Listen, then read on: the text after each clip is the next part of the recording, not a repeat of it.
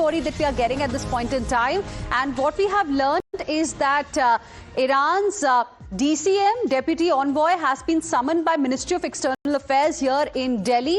Iranian Diplomat has been summoned by Ministry of External Affairs. This is the update that's coming in right now. Iran's Deputy Ambassador has been asked to arrive at MEA, Ministry of External Affairs, because Iranian Ambassador is not in Delhi. That's why Deputy Ambassador has been asked to reach MEA. Now, this comes after an Indian crew member was killed after two UAE tankers were hit by Iranian cruise missiles. Both tankers, the Mombasa and the Bahia, caught fire because of those strikes, and an Indian crew member on the Mombasa, in fact, was killed and 8 others were injured. Let's go across to my colleague Akanksha Swaroop joining us live right now for more on this. Akanksha, now this is a big development. Give us more details. MEA has summoned the Deputy Envoy from Iranian Embassy.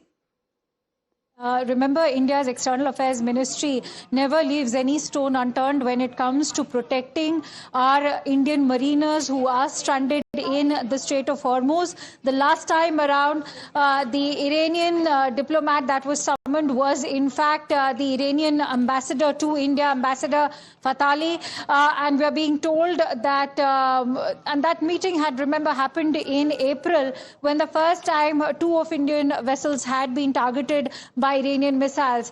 Soon after, we've also seen how India had to summon the deputy chief of the mission of the US Embassy as well when Indians were targeted by the US Navy. So this time around, given that we have lost the life of an Indian seafarer who was on the UAE super tanker Mombasa, moreover, the third engineer at GFS Galaxy, which was a Cyprus flagged vessel, was also targeted by the IRGC 2 days ago, Hina, and that seafarer is still missing. So India's concern is growing. There's a lot of anger within the Seafarers Union.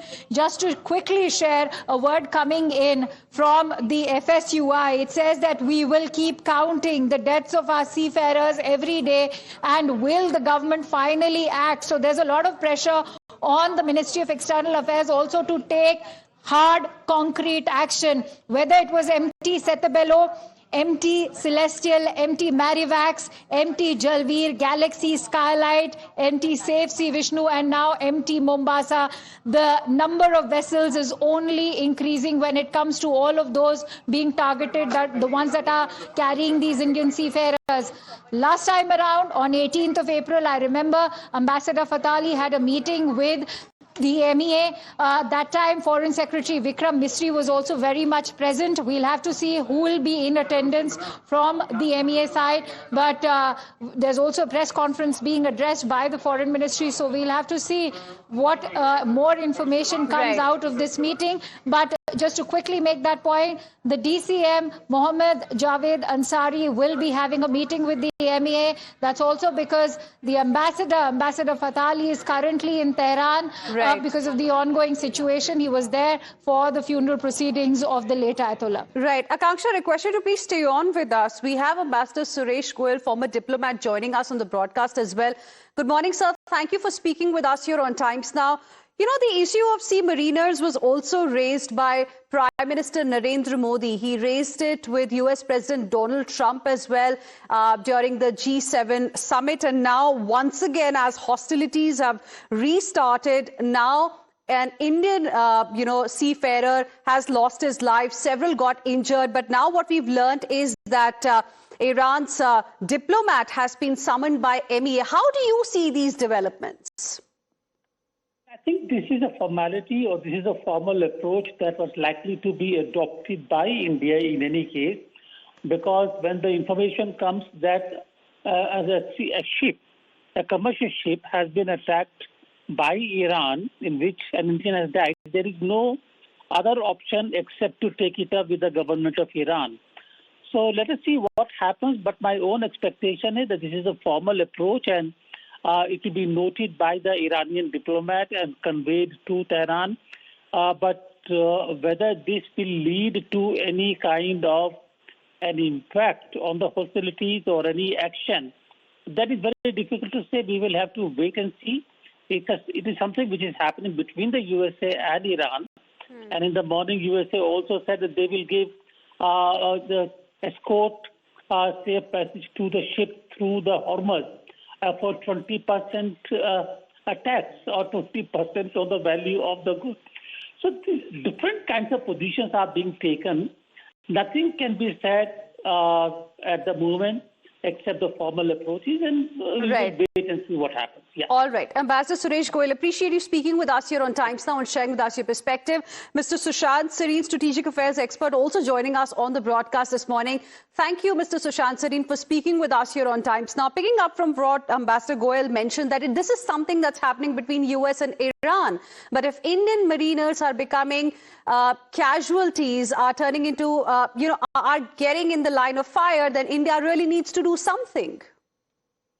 Yeah, that's true, because the fact of the matter remains that India is disproportionately affected in a war in which we have no role to play, in the sense that it's not just Indian mariners whose lives are under threat. It is Indian workers in the Gulf countries who have been working out there, working in civilian areas, who have also become casualties in this war, primarily because of Iranian attacks on Arab state targets.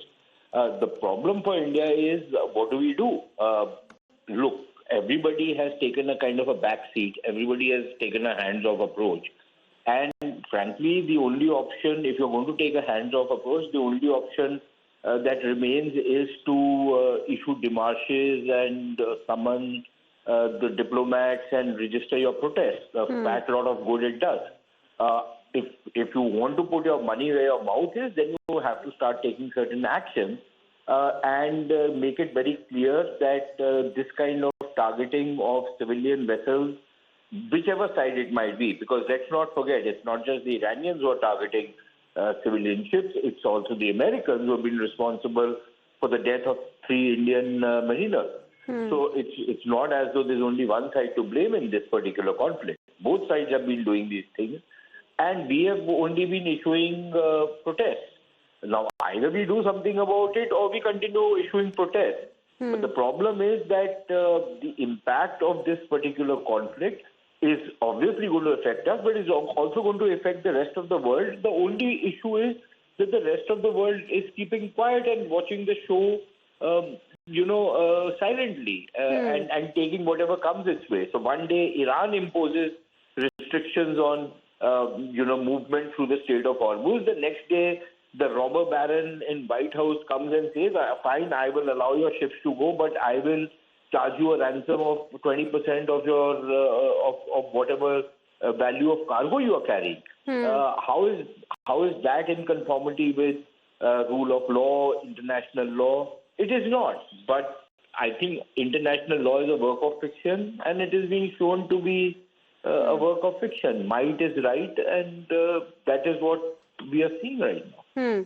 Right. Thank you very much, Mr. Sushant Sareen. Appreciate you speaking with us here on Times Now and sharing with us your perspective. We're also joined on the broadcast by Ambassador Ashok Sajjanhar, former diplomat. Good morning, sir. Sir, I'll come to you in just a bit. Let me just quickly tell our viewers a little bit about what has really happened. And let's also tell our viewers about the Indian casualties in this fresh round of hostilities that we have started seeing in between US and Iran. First incident. 1 was killed, 6 got wounded. In fact, this was attack on UAE tankers Mombasa and Al Bahia. Total impact on Indian seafarers, 1 confirmed dead, 1 missing, 6 injured within 1 week. Now, incident number 2, 1 Indian crew member unaccounted for, could be missing, we do not really know. And this following the maritime attack on GFS Galaxy. So this is something that has happened in the last 7 to 10 days. Ambassador Sajjanhar, now, picking up from what Mr. Sushant Sareen was saying earlier, that India clearly is issuing protests, something that New Delhi can do, because India is not really fighting this war between US and Iran. India is nowhere involved, but Indian mariners are becoming casualties. Earlier it was from American strikes, now from Iranian strikes. What more can New Delhi really do, in your opinion? Thank you very much. The first thing, basically, I think we had been issuing demarches. We've been expressing serious concern. We have been condemning, whenever there have been attacks on the United Arab Emirates or any of the other places where Indians have been affected or otherwise. But this is going to be the first time that we are going to be summoning the Iranian officials. You would remember that when 3 Indian seafarers were killed by the attacks by the United States, when they were actually, I think, either in South Omanian waters or in international waters in the Arabian Sea, that their ships had been, their boats had been attacked. And then at that time, Marco Rubio had said that, everyone should be following the blockade that the United States has imposed. That was something not to our liking at all. But we had, when that incident happened, we had summoned the U.S. diplomat twice in 2 days.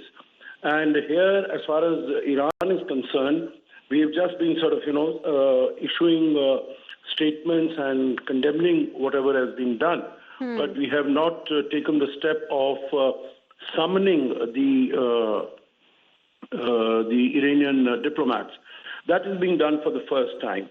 I think we have been playing very softball with Iran for obvious reasons, because that is the country that holds, all the as the Strait of Hormuz is concerned, and we are more interested in getting our ships and our vessels out of it rather than engaging in a diplomatic, confrontation. But I think this is something that we are doing. All right. And we should tell Iran we are very serious about it, and this needs to stop. Thank you very much, Ambassador Sajjan. I appreciate you speaking with us here on Times Now and sharing with us your perspective. Let's now move on, viewers, and also tell you a little bit about what we have seen since the war began. 2nd of March, Skylight oil tanker, it was 2 Indians were killed. Then 10th of March, Safe Sea Vishnu oil tanker, it was, and 1 Indian national became a victim. He was killed. 10th of June, then another oil tanker was hit and 3 Indians were killed. 12th of July, GFS Galaxy was targeted and 1 Indian national is missing, unaccounted for. Then on 14th of July, Mombasa oil tanker was hit and 1 Indian national has lost his life. So this is something that India is now expected to raise with the Iranian envoy. And we will slip into a very, very short break right now. Coming back with lots more. Stay with us.